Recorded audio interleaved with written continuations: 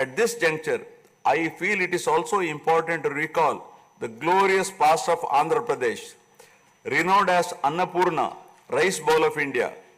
The state used to support other states in ensuring food security. As a leader of self-help group concept, Andhra Pradesh stood out as an example in developing entrepreneurship, knowledge economy, and cultivating thrift amongst poor women. Use of IT in all areas of welfare and development was the cornerstone of state's vision. The misrule of the previous government, which lacked transparency, have compelled this government to put the facts before the people about the disruption of systems and rampant corruption prevailing during the last 5-year term. Accordingly, my government has released a series of white papers highlighting numerous discrepancies in fund utilization, misappropriation, resulting in huge loss to the state exchequer and the natural resources base of the state. I would present some of the key takeaways of the white papers. Completion of Polavaram, the lifeline of Andhra Pradesh, is of the highest priority. The Polavaram project has been completely derailed. Introduction of reverse tendering and cancelling the agreed contracts have caused an irreparable damage not only to the project but also to the concept of interlinking of rivers and irrigating every acre of land. Unilateral announcement of 3 capitals for the state resulting in 1,631 days of farmers' protest. Modification of jurisdiction of the Capital Region Development Authority to 6,993 square kilometers. Shelving preparation of regional master plans.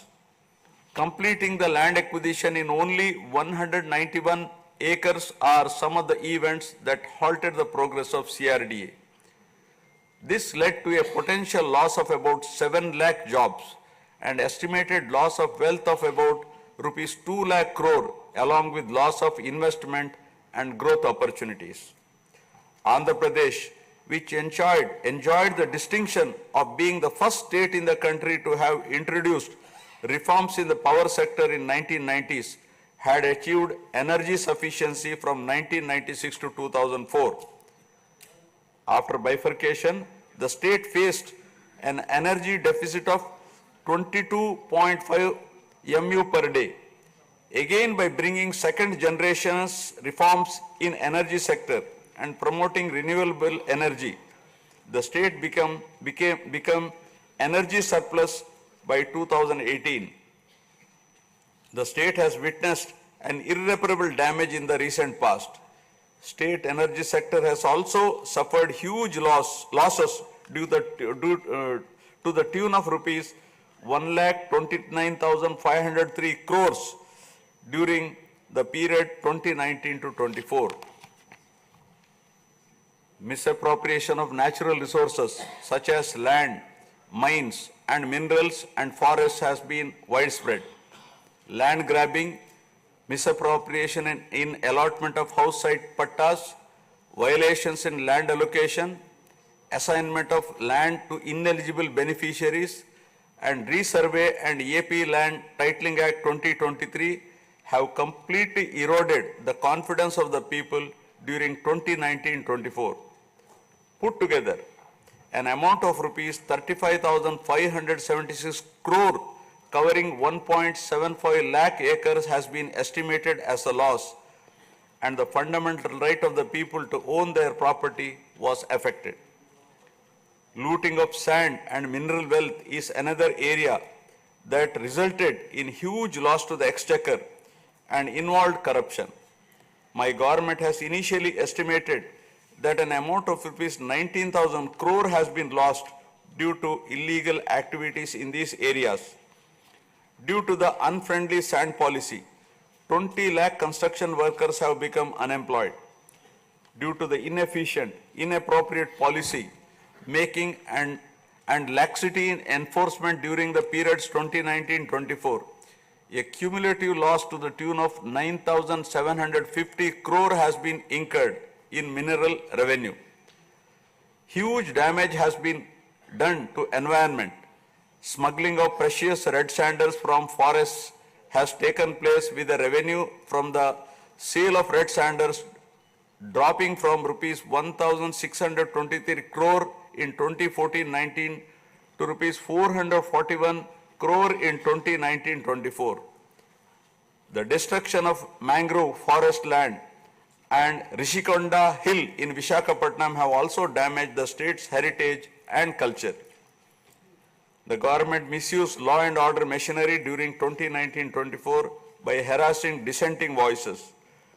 There was rise in crime against women, children, atrocities on innocent people, especially the SC, STs and other vulnerable sections. The people lost faith in the government's ability to maintain rule of law.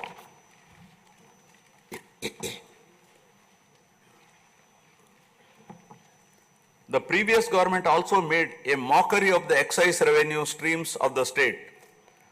The VAT on excise was reduced and diverted to AP State Beverages Corporation as a special margin which otherwise would have come to the government as revenue. The government levied the additional retail excise tax on the issue price of liquor sold by APSBCL and escrowed the same for repayment of loans taken by APSDC. While the APSBCL started supplying low quality liquor and introduced unknown brands at significantly higher rates, there was increase in black money due to smuggling of IMFL across the border districts. These policy practices have caused irreparable damage to the excise revenue streams of the state. As a result, it has become difficult for the new government to meet even the essential committed expenditure with the reduced revenue of the state. The overall debt has more than doubled in last 5 years with huge outstanding payments of salaries and pensions, debt repayment for the debt burden of about 10 lakh crore, payments for the power sector dues, civil supplies and other liabilities has become challenging. Putting the governance back on track is truly a Herculean task. My government has already started fulfilling the pre-poll promises and announced that steadfast commitment to Super 6 promises. My government has launched its trademark people-centric governance soon after assuming office with a series of measures such as announcing a mega DSC for filling up 16,347 teacher vacancies, abolishing the Land Titling Act, enhancing social security pensions to rupees 4,000, organizing a skill census, and reopening the Anna canteens to provide food for the poor at a very nominal rate of rupees 5 and supply of free sand. My government will initiate other important measures also. I am sure my government under the able and proven leadership of Shri N. Chandrababu Naidu Garu, the Honorable Chief Minister of Andhra Pradesh, and Shri Pawan Kalyan Garu, Honorable Deputy Chief Minister, with complete support of Shri Narendra Modi Garu, Honorable Prime Minister of India, will make all-out efforts in fulfilling the aspirations of the people for developing the state. Initiating the process, the Honorable Chief Minister visited New Delhi to meet the Honorable Prime Minister and other union ministers concerned and apprise them of the grim financial situation. During the visit, special requests have also been made for hand-holding by the center and extending liberal support to the state. I appeal to the people of the state to understand the current alarming financial situation and cooperate with the government in rebuilding the state. The massive destruction which resulted in huge loss of natural resource base and human value system really makes the reconstruction process difficult and time-taking one. To assess the complete loss, plan for resource mobilization and development is a cumbersome task. It requires collective thinking extensive discussions with intelligentsia and academicians to explore ways to overcome the current crisis. It also involves finding ways to restart the entire development ecosystem through short, medium and long-term plans in the light of the new development paradigm of Viksit Bharat at 2047. The extent of real damage done to Andhra Pradesh in the last 5 years had not come in public discourse thus far. The misgovernance from 2019 to 24 created a trust deficit with regulatory authorities and damaged the brand of AP amongst investors. The people now given a strong mandate to the NDA to rebuild the brand AP and regain the trust. Honorable members, usually winning elections and assuming responsibility is a happy event. But now we are meeting in different and difficult circumstances. Perhaps for the first time in the country, the members are not in a position to rejoice and have the means to meet people's aspirations immediately. Keeping this in view, my government is proposing to go for budget after meaningful deliberations.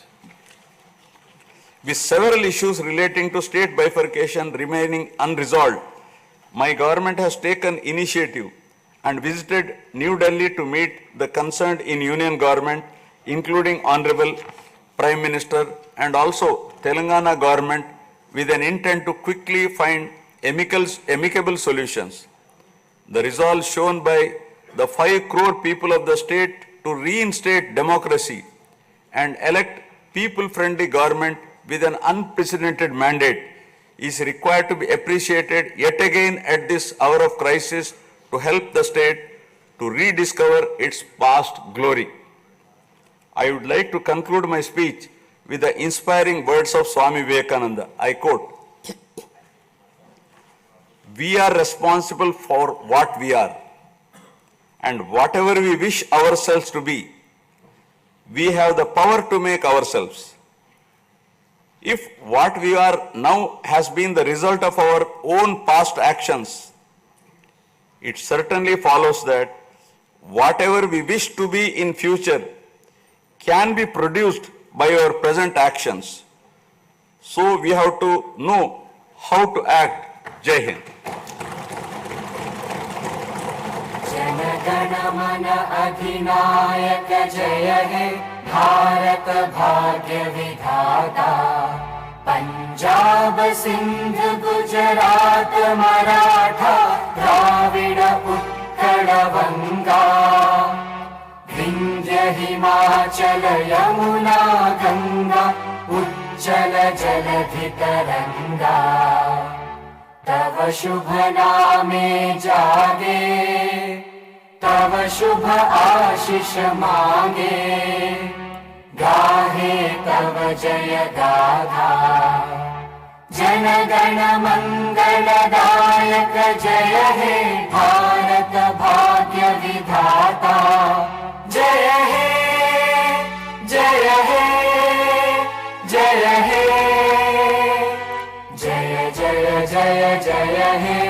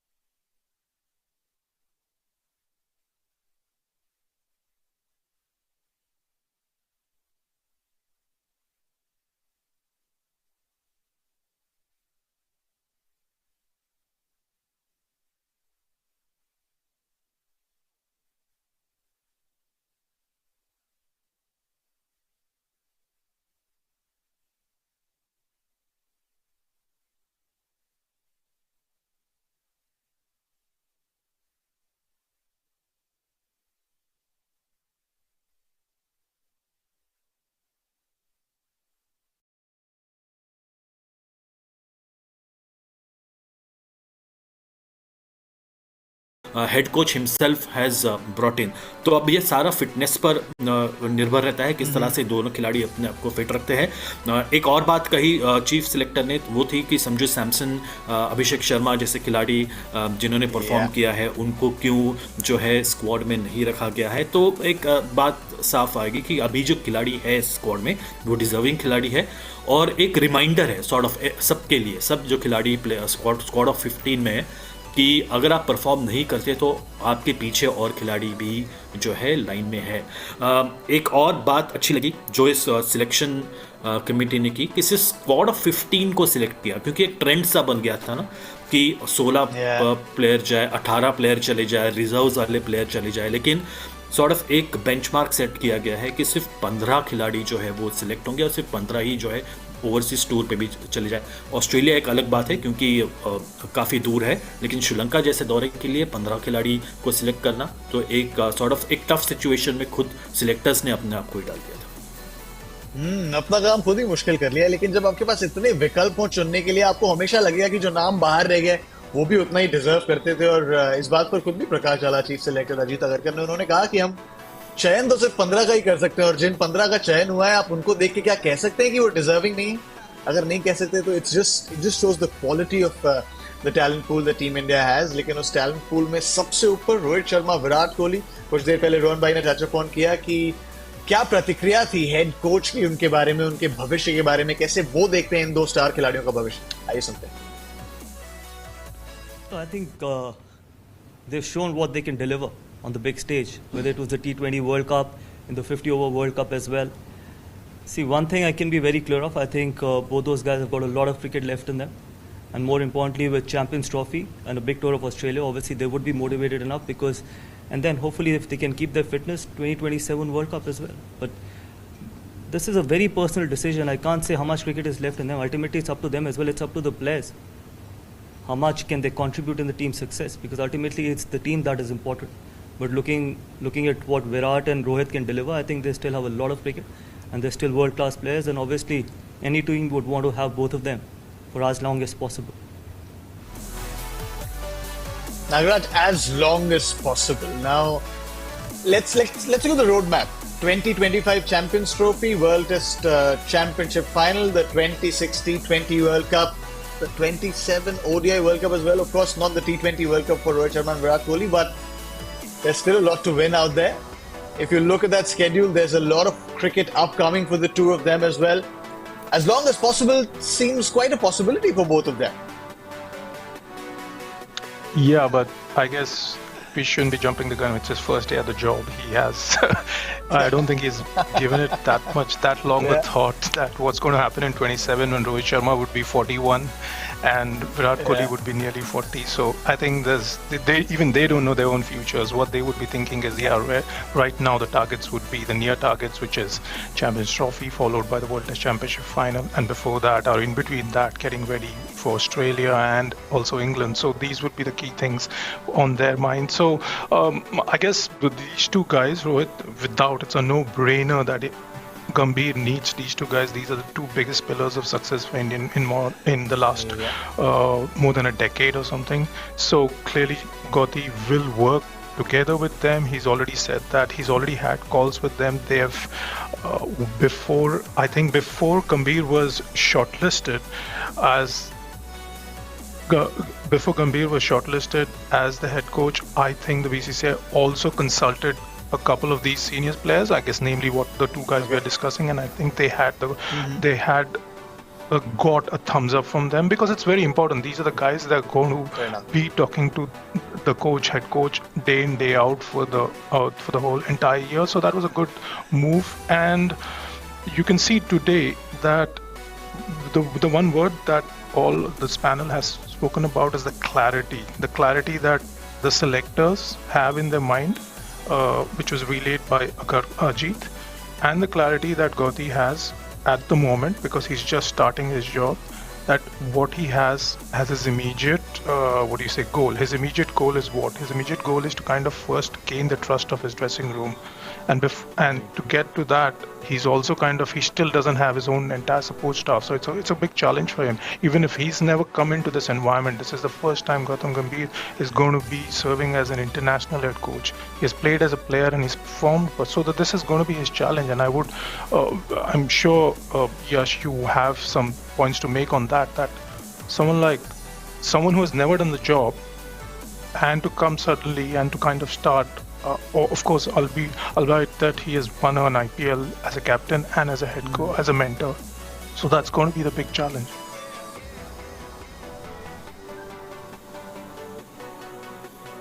Yeah, that's right. बात की T20 squad पर अगर नजर डालें, जो चर्चाएं हमने की हैं, चाहे वो प्रमुख खिलाड़ियों के बारे में हो, जो हमने सुना हेड कोच और चीफ सिलेक्टर से, T20 स्क्वाड में उन दोनों का ये मानना कि एक ट्रांजिशन होगा, क्योंकि 3 प्रमुख खिलाड़ी रोहित शर्मा, विराट कोहली, रविंद्र जडेजा अब हिस्सा नहीं होंगे इस स्क्वाड का। तो आपको कुछ नए चेहरे देखने को मिलेंगे। सूर्य कुमार यादव बतौर कप्तान, उन पर बहुत चर्चा की है हमने। शुभमन गिल वाइस कैप्टन, उन पर भी चर्चा की हमने। कैसे दोनों हेड कोच को और चीफ सिलेक्टर को बहुत सारे फीडबैक्स मिले उस ड्रेसिंग रूम से कि बहुत हंगर दिखाई है शुभमन गिल ने, दिखाई है लीडरशिप एबिलिटीज। ओडीआई स्क्वाड पर अगर नजर डालें, वहां भी कुछ बदलाव जरूर। शुभमन गिल उप कप्तान, यहां भी जसप्रीत बुमराह दोनों स्क्वाड से मिसिंग है और उनके वर्कलोड मैनेजमेंट पर भी कोच गौतम गंभीर का कहना बहुत क्लियर था। उन्होंने कहा बतौर बल्लेबाज शायद आपके पास और विकल्प होते हैं, आप आराम से खेल सकते हैं, लेकिन बतौर गेंदबाज, और जब वो गेंदबाज जसप्रीत बुमराह की शैली के हो, क्या कह रहे हैं गौतम गंभीर उनके बारे में, आइए सुनते हैं। Workload management for someone like Jasprit Bumrah is important, but for a batter, if they can play consistently, if they're in good form, might as well just play all the games. And with now Rohit and Virat not playing T20 cricket, they only have 2 formats to look after. So I'm sure they're going to be available for most of the games. But yes, for Jasprit Bumrah, because he's one rare kind of a bowler which anyone would want, so it's our responsibility to try and have him fresh for most of the important games. That's why workload management, not only for Jasprit Bumrah, but for most of the fast bowlers, becomes really, really important. With regards to Rishabh, I mean,